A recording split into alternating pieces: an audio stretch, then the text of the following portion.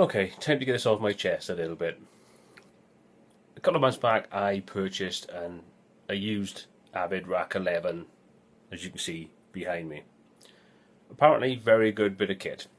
And the little bit of testing I've had of it, it's not a bad bit of kit at all. But part of what I wanted to do was, when I bought it, obviously I wanted to connect it to the computer and be able to use it and tweak my sounds and configure everything, much like I do with the Line 6, use the online software. Well, unfortunately, I found out not long after I bought it that was another 68 quid to buy that. And once you bought it, you've then got to upgrade the firmware in your unit up to the latest version, which I think is version 2.01 at the moment. But you can only do that when you buy the software as part of it. So, okay, I bought the software. Tried to install the drivers and everything on my main computer, my main workstation. Wouldn't have it. So, after several hours, shall we say, of frustration, the first time round, a couple of months ago when I bought it, I decided it was either a case of stop trying to get it to work, strangely, or throw it through the window. And it's a bit expensive to throw through the window. Well, I came on today and I thought, okay, let's try it on the laptop. So I installed the drivers on the laptop. Went sweet as a nut. Installed the driver, the latest version of it. Installed no problem. Connected up to the device, no problem. All looking good. Yeah. Until I thought, okay, I now need to install the latest firmware on there. So I need to install the updater.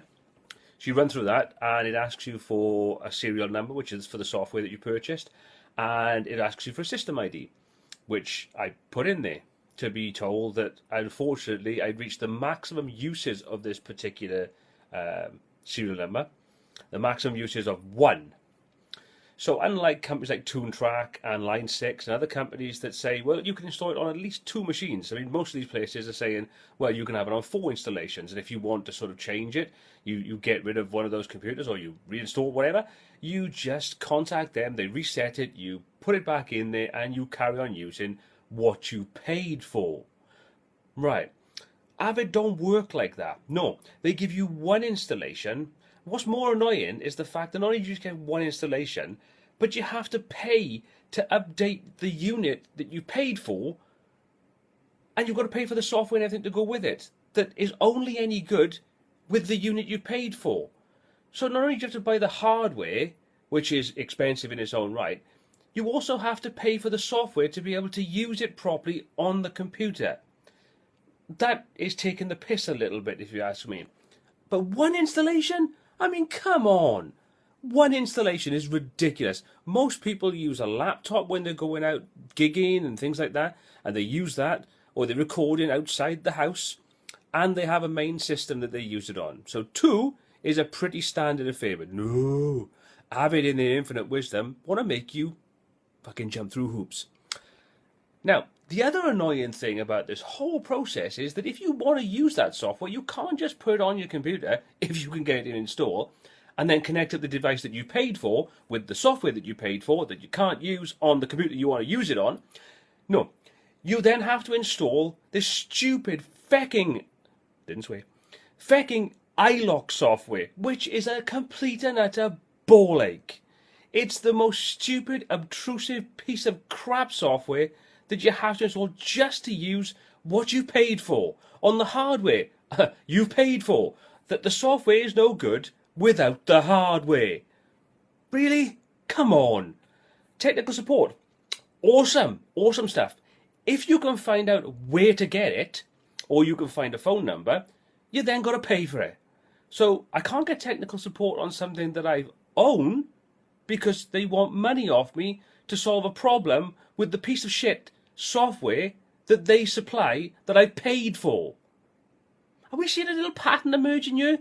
Pay for things, pay for something else, pay for it where it doesn't friggin' work. Really? Really? So just to surmise, Avid, you are a bunch of money grabbing, you can insert whatever expletive you want there, because I won't. And if I'm honest, I've come so close tonight to putting that thing through the window, it's not even funny.